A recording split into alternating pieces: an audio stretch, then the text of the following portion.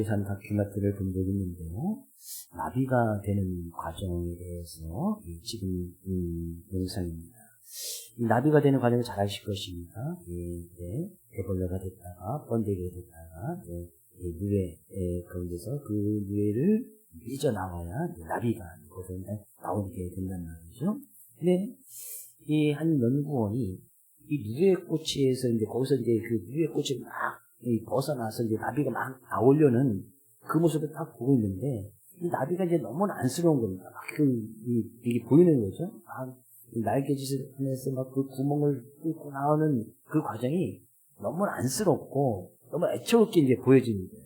그래서 이 연구원이 거기다 일부 구멍을 좀 크게 내줬습니다. 이게 삐져나오려고 하는데 구멍을 딱 내주니까 이 넓은 구멍을 통해서 나비가 빠져나오긴 했는데, 이 나비가 날개짓을 할 것처럼 막 퍼덕거리지만 날지 못하고 여기 땅바닥에 떨어지다가 오래 살지 못하고 날개가 죽더라는 거예요. 근데 전문가에 따르면 이 나비는 이 누에 고치를 뚫고 나오기 위해서 막 힘을 용어 쓰지 않습니까? 힘을 막 쓸 때에 그 압력으로 그 혈액이 이 날개 끝까지 공급이 된답니다. 그래서 날개가 살아서 막 움직일 수 있는데, 보는 사람이 그게 너무 애처로우니까 그것을 미리 구멍 크게 내줘버리니까 이 날개에 힘이 가지 않는, 혈액이 공급이 되지 않아서 힘이 가지 않다 보니까 날개짓을 못하는 거죠. 날개가 죽은 거란 말이죠. 그 날개는 이 나비는 그런 힘든 과정을 통과해야 그게 나비가 돼서 헐렁 날 수 있다는 거죠. 오늘 본 말씀은 이 예화처럼 아주 잘 우리의 믿음의 모습이 무엇인지 잘 설명을 하고 있습니다. 결론적인 말씀인데요. 9절 말씀 가서 볼까요? 믿음의 결국 곧 영혼의 구원을 받으리라. 믿음, 우리가 지금 주 예수 그리스도를 믿지 않습니까? 예수님 믿으시는 분 아멘? 예수님이 그리스도심을 믿으시는 분 아멘? 그 믿음의 결국은 뭐예요? 결국은 결말, 끝이란 말이죠. 이 믿음에 우리가 예수 그리스도를 믿는 이 끝에는 뭐가 있냐? 영혼 구원이 있다. 우리는 그것을 믿는 거잖아요. 영혼 구원이 있으면 우리가 믿는단 말이죠. 근데 그 결국이라는 것은 끝이라는 것이거든요. 이 끝을 이루기 위해서는 과정이라는 것이 반드시 필요하다. 과정 없이 바로 영혼 구원으로 가지 않는단 말이에요. 물론 우리는 결국에는 영혼 구원을 받을 것이기 때문에 그거에 대한 소망을 가지고 살아갑니다. 그래서 오늘 이 3절 말씀에서 그것을 갖다가 우리를 거듭나게 해서 산소망 있게 하시며, 그것은 살아있는 소망이라고 이야기하고 있는 거예요. 우리는 영혼 구원을 받을 그 소망을 가지고 이 세상에 살아간다는 거예요. 이 믿음의 결국 끝은 영혼 구원을 받는 것인데, 우리가 예수 그리스도를 믿음으로 인해서 예수 구리스도를 믿는 그 순간에, 아니면 믿음의 고백이 있어서 예수님 인격적으로 그를 만나는 그 순간에 하나님께서 우리를 그냥 영혼 구원 바로 시켜주시면 얼마나 좋았겠습니까? 믿음의 고백이 있는 그 순간에 우리 이 세상에서 가는 것이 아니라 바로 그냥 하나님 나라가 얼마나 좋은지 그냥 하나님 나라로 바로 들어가게끔 하셨으면 얼마나 좋았겠어요. 그렇죠? 아닌가요? 그래도 이 세상에 좀 살고 싶은가요? 결국에 하나님 나라가 정말 좋은데, 하나님께서는 예수 그리스도 믿는 그 순간에 바로 영혼권 하나님 나라 가는 거 아니겠어요? 이 성경 기업이라고 표현을 하고 있고, 하나님 나라를 바로 들이시는 게 아니라 이 세상을 여전히 살게끔 하셨단 말이죠. 그게 분명한 또한 이유가 있겠지. 하나님께서는 그 믿음을 통해서 어차피 영혼 구원 받게 하실 것을 빨리 예수 그리스도를 받아들이고 믿고 고백하고 예수님 인격적으로 만난 그 순간이 있었을 때에 그 순간에 바로 하나님 나라를 들이셨다면 굳이 우리가 이 세상을 살면서 힘들고 어렵고 고난당하고 핍박당하고 근심 걱정거리 없이 근심 없이 바로 하나님 나라에서 영원한 안식을 누리면서 살아갈 텐데, 혹시 그러기를 원하시는 분 계십니까? 지금 바로 하나님 나라 입성하시기를 원하시는 분, 바로 영혼구원, 바로 그냥 그랬으면 정말 좋겠다 하시는 분 계실까요? 언젠가는 그렇게 되겠지요? 우리의 믿음의 끝은 그거니까, 믿음의 끝은 영혼 구원이니까, 그렇다고 해서 지금 바로 육체적인 삶을 딱 마감하고 바로 그냥 영혼 구원 받기를 원하시는 분 계십니까? 큰 시험이 있고 어려움이 있으면 그럴지도 모르겠네요. 차라리 이 세상에 사는, 혹시 그런 분 계십니까? 가끔 그럴 때가 있지. 가끔 그럴 때가 있는 그것이면 오늘 그리스도의 아주 중요한 포인트입니다. 믿음의 끝은 영혼 구원인데 이 끝을 이루기 위해서는 과정이라는 것이 반드시 있다. 과정이 없이는 끝이 없는 겁니다. 이 나비가 되기 위해서는 반드시 과정을 거쳐야 된다. 근데 그 과정은 순탄한 길이 아니라는 거죠.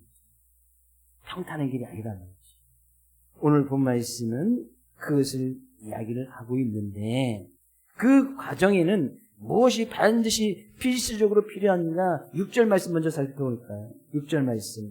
그러므로 너희가 이제의 여러 가지 시험으로 말미암아 잠깐 근심하게 되지 않을 수 없으나 오히려 크게 기뻐하는도다. 그 믿음의 과정에는 시험이라는 것이, 근심이라는 것이, 걱정이라는 것이 반드시 필요하다.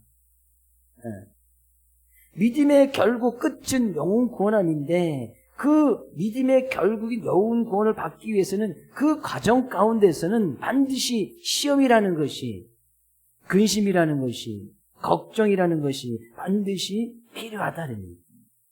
이 과정을 거쳐야 우리가 이 세상 삶 가운데서 믿음으로 살게 하신, 왜 나를 불러서 결국에 주 예수를 믿는 그 믿음의 순간에 바로 하나님 나를 들이시지 아니하시고 이 세상을 살게 하신 그 분명한 이유를 깨닫게 되어진다는 겁니다. 당장 나는 오늘이라도 하나님 나라 들어가고 싶다. 제가 그렇게 기도해드리고 있어요. 바로 오늘 가고 싶다. 그런 분들 계시겠지도 모르겠지만 하나님 나라가 너무 좋아서 하나님께서 우리가 성경 가운데 그 하나님 나라를 이 말로 표현할 수 없는 이 하나님 나라에 대해서 계시로라도 이렇게 표현하고 있지만 우리가 상상할 수 없는, 그냥 우리가 하나님께서 보여주신 그 계시의 말씀을 통해서 계시로에 대해 하나님 나라에서 조금 표현하고 있지만 그 하나님 나라를 우리가 정말 상상할 수 없는, 정말 우리가 누리지도 못하고 정말 우리의 인간적인 상상이나 그것을 다 동원해서 참 기쁨과 평안이 있는 곳이라고 성경이 이야기했지만 그것 이상으로 하나님 나라는 우리를 위해서 예비 주신 영원한 영혼의 구원의 기쁨을 누릴 수 있는 것이 바로 하나님 나라라는 거죠. 그렇다고 하나님께서 바로 그것으로 들이시지 않는 이유를 분명히 이야기하고 있는 거예요. 우리는 무엇보다도 먼저 우리에게 그런 믿음을 가질 수 있고 하나님 나라에 대한 소망을 가지고 우리에게 영혼 구원을 받을 수 있도록 허락하신 그런 하나님의 앞에 먼저 감사함이 있어야 될 줄로 믿습니다. 3절 말씀 이렇게 이야기하네요. 우리 주 예수 그리스도의 아버지 하나님을 찬송하리로다. 왜요? 그의 많으신 긍휼대로 예수 그리스도를 죽은 자 가운데서 부활하게 하심으로 말미암아 우리를 거듭나게 하사 산소망 있게 하시며, 그 하나님을 찬송해야 되는 이유, 그 하나님의 은혜에 감사함으로 나가는 이유가 뭐예요? 하나님께서 우리를 그 많으신 긍휼대로, 그래서 긍휼이라는 것은 불쌍히 여긴다는 얘기거든요. 가엾게 여긴다는 거예요. 하나님께서 우리를 긍휼히 여기셔서, 가엾게 여기셔서, 불쌍히 여기셔서 예수 그리스도를 죽은 자 가운데서 십자가를 지시고 죽은 가운데서 부활하게 하심으로 말미암아 우리를 그것을 믿는 믿음을 허락해 주셨다. 그러니 내가 주 예수 그리스도를 믿는 믿음 그 자체도 어떻게 보면 전적인 하나님의 은혜인 거예요. 왜? 우리를 긍휼히 여겨주셨기 때문에. 근데 이 하나님의 긍휼하심이 모든 사람에게 다 통하는 것은 아니지요. 그래서 은혜라고 하는 거예요. 하나님께서는 모든 사람들이 다 구원받기를 원하십니다. 이 세상에 있는 모든 사람 다 구원받기를 원하시는 것이 하나님의 뜻이란 말이죠. 네, 그런 하나님의 뜻이 이 세상 가운데 펼쳐져서 긍휼을 베풀어주고 말씀을 주시고 하나님의 은혜 가운데 하나님의 사랑을 막 보여주고 있지만 그 긍휼하심을 받아들이지 않는다는 얘기예요. 네, 내가 그 긍휼하심을 깨달아서 그런 하나님의 은혜 속에서 그런 믿음을 가질 수 있다는 것은 하나님의 은혜더라는 거죠. 우리를 그렇게 불쌍히 여겨주셨기 때문에. 그래서 우리는 예수 그리스도께서 십자가를 지시고 부활하심으로 말미암아 우리는 반드시 또 부활할 것이라는 그 소망을 가지고 살아가는 것이 성경에서 그것은 산소망이라고 이야기하고 있습니다. 그것은 살아있다는 것은 반드시 이루어진다는 거예요. 반드시 우리가 이 세상 가운데 그런 하나님을 의지하는 믿음의 결과로서 결국에는 우리는 그 예수님께서 부활하셨듯이 부활함으로 하나님 나라에 들어갈 것이다. 4절에서는 그것을 갖다가 하나님의 나라뿐만 유업이라고 이야기하고 있고 5절에서는 그것을 기업이라고 이야기를 하고 있습니다. 유업, 반드시 이어받을 것이란 말이죠. 반드시 이어받을 것이고 그것이 우리의 이 기업으로 있게 하셨다는 것은 기업은 하나님 나라, 구원, 하나님의 약속, 하나님의 축복을 이야기합니다. 그런 하나님의 약속이 이루어져서 그런 하나님의 축복을 누리고 영생을 누리고 하나님 나라에 들어갈 것이라는 그런 소망을 가지고 우리는 살아간다는 거죠. 네, 그런 소망을 가지고 살아가는 우리의 삶 가운데서는 반드시 시험이라는 것이, 근심이라는 것이 있을 수밖에 없다는 거죠. 그럼 하나님께서는 그런 시험을 당하지 아니하고 근심을 받지 아니하도록 기업을 빨리 주시고 하나님 나라로 바로 드셨으면 좋았을 텐데 하나님께서는 여전히 우리는 이 세상 가운데 살게 하시면서 그런 시험도 당하게끔 하시고 어려움도 당하게끔 하시고 근심, 걱정, 염려할 것을 우리에게 주셔서 그 가운데서 살게끔 하셨단 말이죠. 왜? 우리는 그런 하나님의 긍휼하심으로 말미암아 구원받은 우리들은 그런 하나님의 긍휼하심으로 말미암아 예수 그리스도를 믿고 나가는 우리들의 삶의 모습을 통해서 여전히 하나님의 긍휼을 받아들이지 않는 사람, 여전히 주 예수 그리스도를 믿지 않는 사람들에게 하나님께서 베푸신 그 긍휼함을 가지고 그에게 긍휼을 베풀고자 하는 놀라운 뜻이 있다.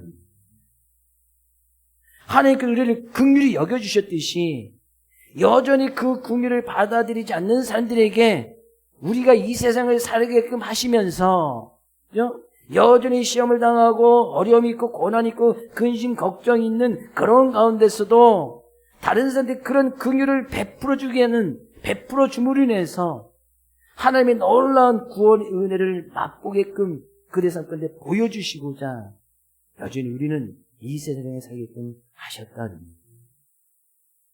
그 분명한 하나님의 뜻을 알아야 됩니다. 네, 하나님께서는 왜 그런 어려움과 구원 속에서도 5절 말씀이 이야기하네요. 너희는 말세에 나타내기로 예비하신 구원을 얻기 위하여, 그렇죠? 궁극적인 구원, 영혼 구원을 이야기하죠. 믿음으로 말미암아 하나님의 능력으로 보호하심을 받았느니라. 하나님께서는 그런 가운데서도 우리를 보호하고 계신다. 시험이 있어도 어려움이 있어도 근심 걱정이 있어도 어쩌면 하나님께서는 하나님이 없는 것처럼 여겨지는 그런 상황이나 여건 가운데서도 하나님께서는 우리를 보호하고 계시더라는 얘기예요. 우리의 믿음은 그것까지도 믿어야 된다는 얘기예요.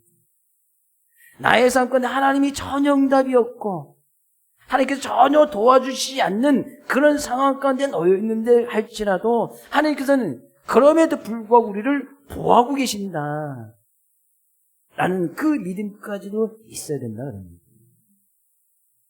그러니 우리는 잠깐 근심할 수 있으나 6절 그러므로 너희가 이제까지 여러 시험으로 말미암아 잠깐 근심하게 되지 않을 수 없으나 오히려 크게 기뻐하는도다. 우리 어려움을 당하고 문제를 당하면 잠깐 근심할 수 있지요. 행여나 지금 근심 걱정 시험을 당해서 또 그것 때문에 낙망하고 낙심한 분이 있습니까? 잠깐만 할 수 있기를 주의 축복을 드립니다. 잠깐. 그것 때문에 막 1년, 2년, 10년, 20년씩 가지 말고 10년 전에 근심했던 것이 지금까지 근심하시는 분 안 계시죠?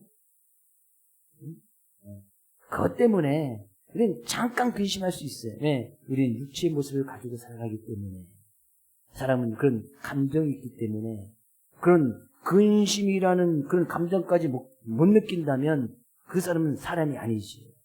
죽은 사람이거나 하나님이거나. 우리는 그런 감정이 있기 때문에 근심이라는 감정, 걱정거리라는 그런 감정을 느낄 수 있단 말이죠. 근데 그것은 잠깐이어야 되지. 왜?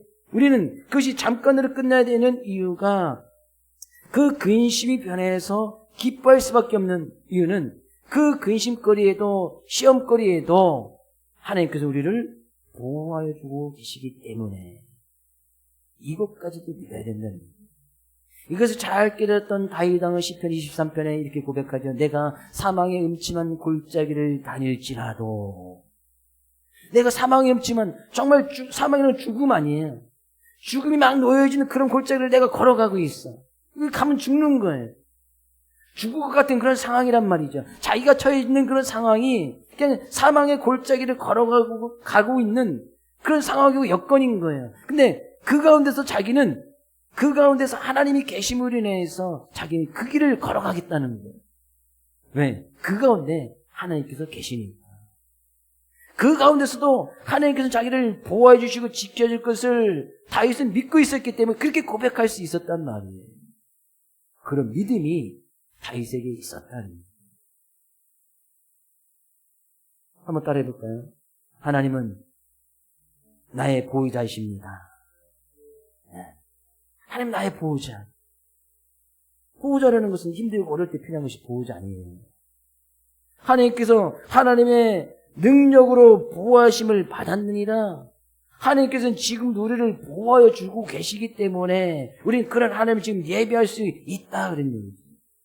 하나님께서 하나님의 능력의 손길이 우리의 삶 가운데 더해주고 있기 때문에 우리가 지금 사망의 음침한 골짜기 시험을 당한다 할지라도 그런 근심이 잠깐 있을 수 있지만 오히려 하나님의 보호하심 있는 그 믿음 속에서 그 근심이 기쁨으로 즐거움으로 바뀌어야 된다는 거예요. 성경은 항상 기뻐하라고 이야기하는 거예요.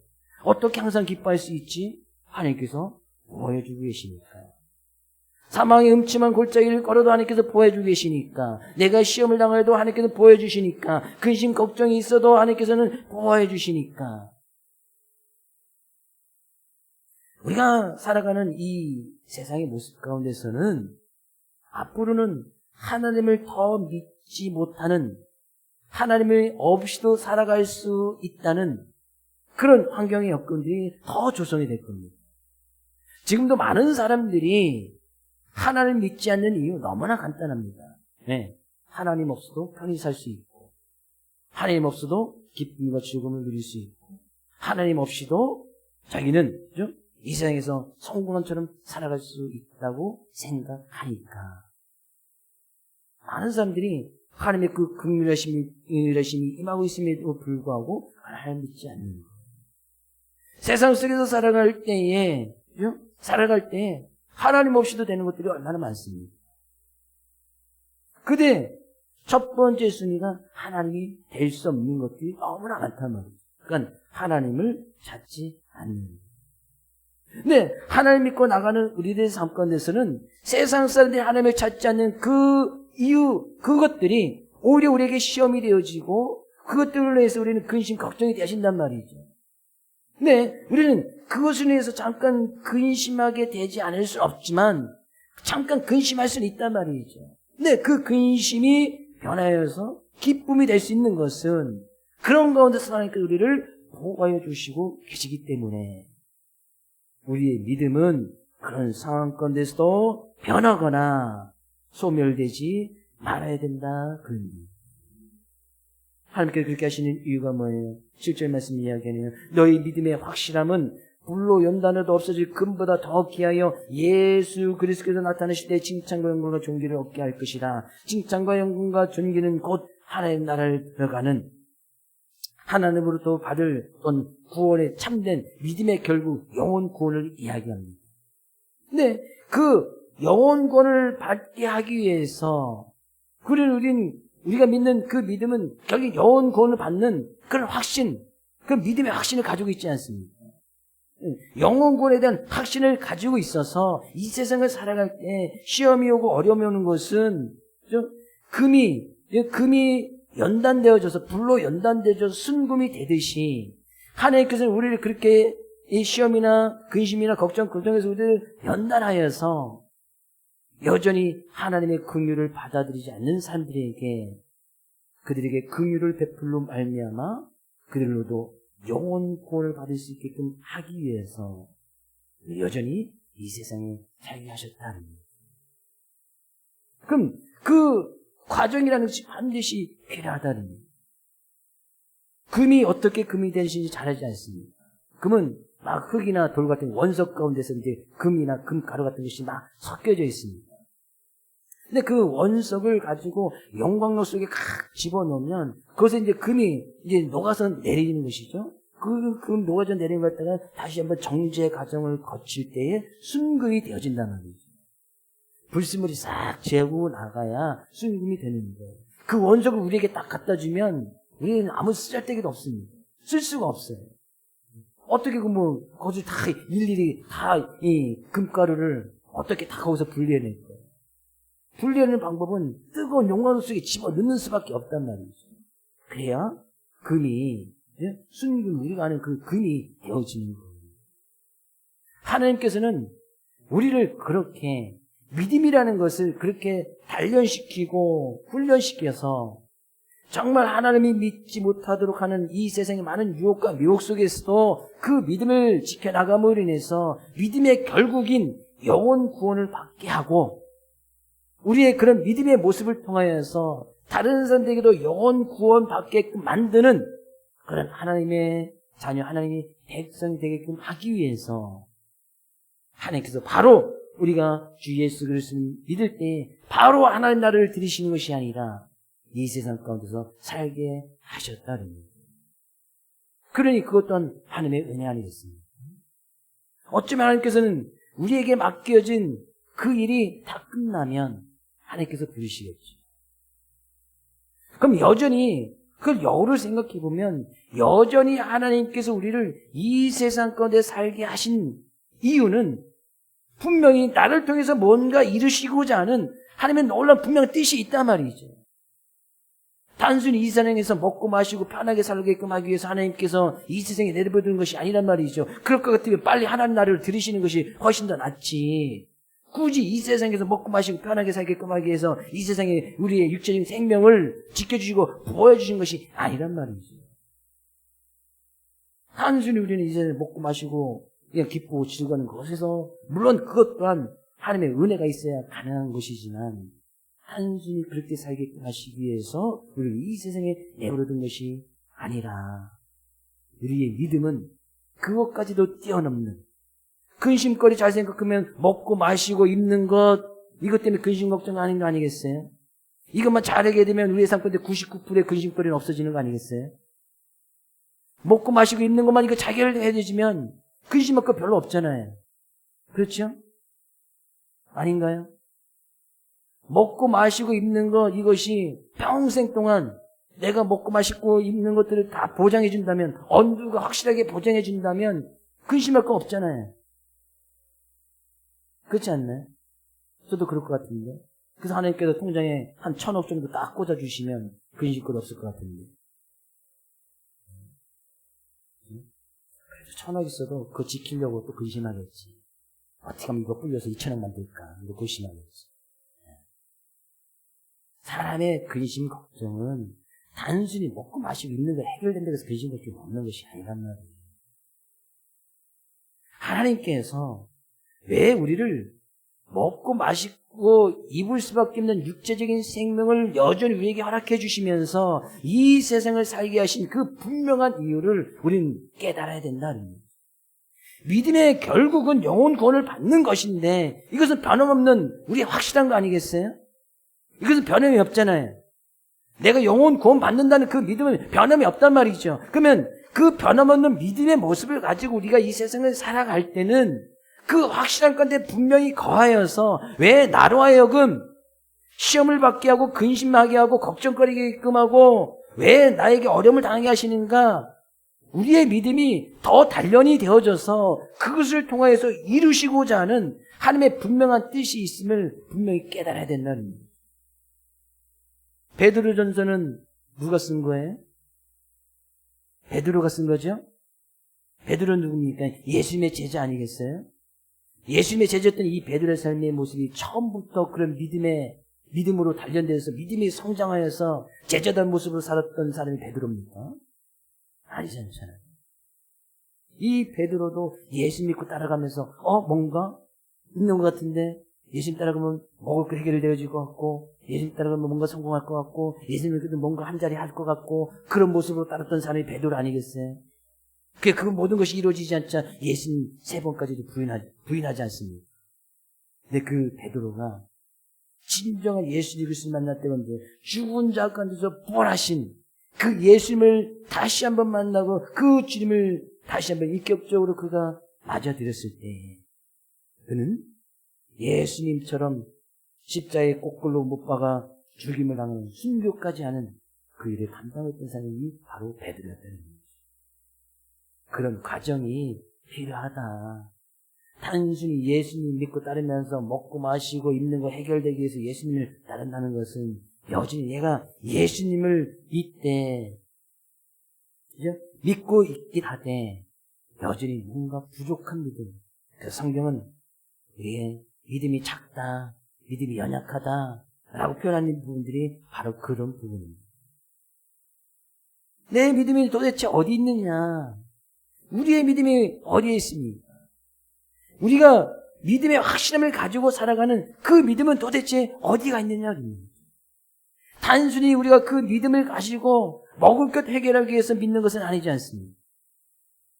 단순히 내가 그 믿음을 가지고 이 세상에서 마실 것 해결하기 위해서 내가 그 믿음을 가지고 내가 하는 일 좀 더 잘 되게끔 하기 위해서 내가 그 믿음을 가지고 내가 좀 이 세상에 성공하기 위해서 그런 믿음을 갖고 있는 것이 아니란 말이죠.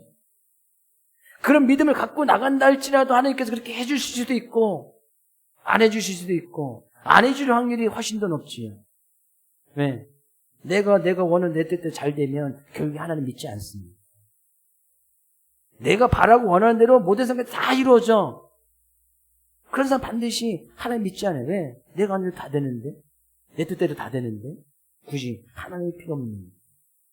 그래서 하나님께서는 때로는 우리에게 시험도 주고 낭망하게끔 만들고 우리가 기도하는 대로 하나님께서 전혀 응답해 주시지도 않고 근심하게끔 만들고 걱정거리 만들고 그래야 왜? 우리의 연약한 우리의 모습들은 하나님을 다시 잡고 하나님을 붙들고 내가 그 믿음을 통해서 하나님께서 원하시고자 하는 그 하나님의 뜻을 이루어 드리는